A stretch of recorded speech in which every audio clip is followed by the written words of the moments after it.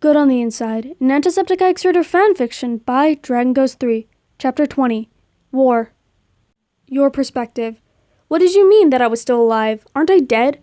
I was very confused on what Daniel said. He hasn't responded to my question. He would just change the subject. It's been 5 days since the encounter with Dark Auntie.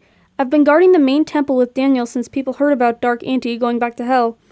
It was sundown and the night guards were taking our place. Me and Daniel were walking back to our cottages. Mine was finally built right next to Daniel's. It was a small stone-like house with 2 bedrooms and a main living room with a kitchen. I was trying to get Daniel to answer my question. He sighed and sat down on one of the steps in front of his door. Well, heaven is not the safe heaven you think it is. We still bleed and live, but when you died, you left a normal life behind. This is a spirit life, and if you die here, you will be a forgotten soul. His head hung low and he stood up. See you in the morning, Daniel. I tried to cheer him up. He looked at me with a half smile and walked into his house. I opened the door to meet my living room. I went to the bathroom to wash my face. I took off the amulet so it wouldn't get wet. After doing so, it vanished. I pulled out my bow and arrows and aimed it behind me. Dark Auntie, what are you doing here? I groaned and turned around and saw Dark Auntie leaning against the wall, swinging the amulet around his finger. You know you can't hurt me with that. He smirked and tossed back the amulet to me. What? I pulled back and caught the jewel. Are you just gonna keep doing this to me, taking my necklace and taunting me for your own fun? I put on my necklace and sat down. I pulled out my flaming sword and kept it close in case Dark Auntie tried anything. I just wanted to see how my future queen is doing, he grinned. Your future what? I shouted in anger. I jumped up and swung my sword near his neck. He dodged it easily and pulled out a large scythe. I dropped my sword and drew an arrow. What do you mean I'm your future queen? I glared at him, ready to let go of the arrow. My face burned with anger. I released the arrow. It ricocheted off the scythe and back to me. I got out of the way just in time. It crashed through the window, then into the yard. I took up my flame sword and crashed it against the scythe. Sparks flew everywhere. Stop fighting it and come with me to the throne, Dark Auntie shouted and pushed me to the wall. I'd never in 1,000 years be your queen. I yelled as I changed to full warrior. All of a sudden, Daniel crashes through the door with a shocked look. I used all of my strength to push Dark Auntie off of me. Luna, there are demons invading the main temple. They took out the night guards, Daniel said, pointing to the mountain. I stared back at Dark Auntie. This was your plan? Trying to keep me occupied until the demons escape hell? I ran out the door to find myself in chaos. Fires were everywhere. People being massacred by demons. War had been declared on heaven. Dark Auntie placed a hand on my shoulder. See this? This is the rise for a new era. I pushed myself away from him. What happened to the auntie that I know? The auntie that I love? Where is he, Dark Auntie? Where is my auntie?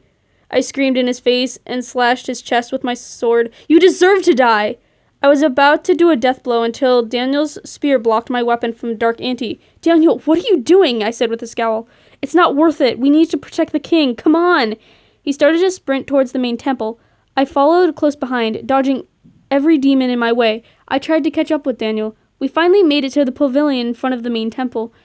The mangled bodies of the night guards laid on the ground. Hurry, they're in the throne room! Oh, what? Oh, Daniel whispered as we entered the temple. The king was gone from the throne room, but there were demons everywhere. They immediately spotted us and started to charge. I was in battle formation until my shoulder started to ache. Luna, your shoulder! Daniel pointed at my shoulder plate of my armor. At the shoulder plate of my armor. I hid behind a pillar and ripped off my shoulder plate. No, not this again, I quivered as I saw the ink of the A was returning.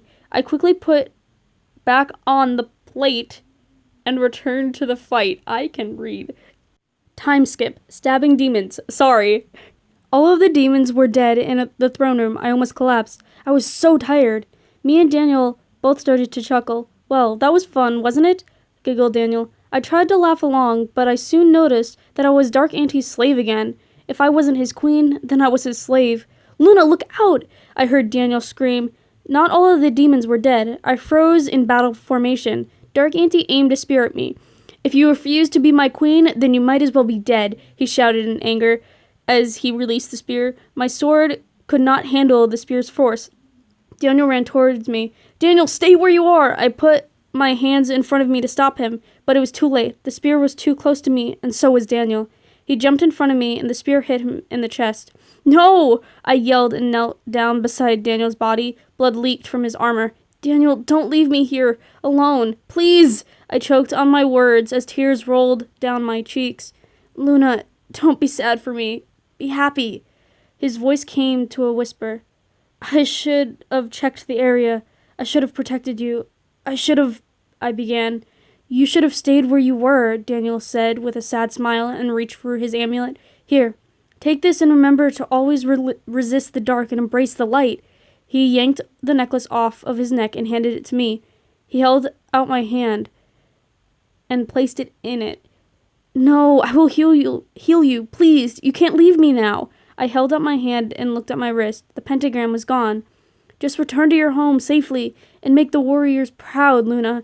He laid down his head on the hard ground. Goodbye, Luna. You are a great warrior. His eyes started to close. Goodbye, Daniel. You will always be remembered. I watched as Daniel closed his eyes and his grip started to loosen. You have been the best friend I ever had. I cried until I heard running footsteps. Light ran in the throne room with backup to take down Dark Auntie. Light's face froze in shock. I ran to Light and hugged him, still crying. He saved me, I said in between tears. Light walked over to Daniel's body and picked him up. We all followed. The people who had survived the massacre followed. We came upon an infinite sky of stars. Light put Daniel on a bed. He stepped back to the crowd. Daniel's body began to disappear into the stars. The stars swirled around us and then joined with the sky. Goodbye, Daniel, I whispered one last time.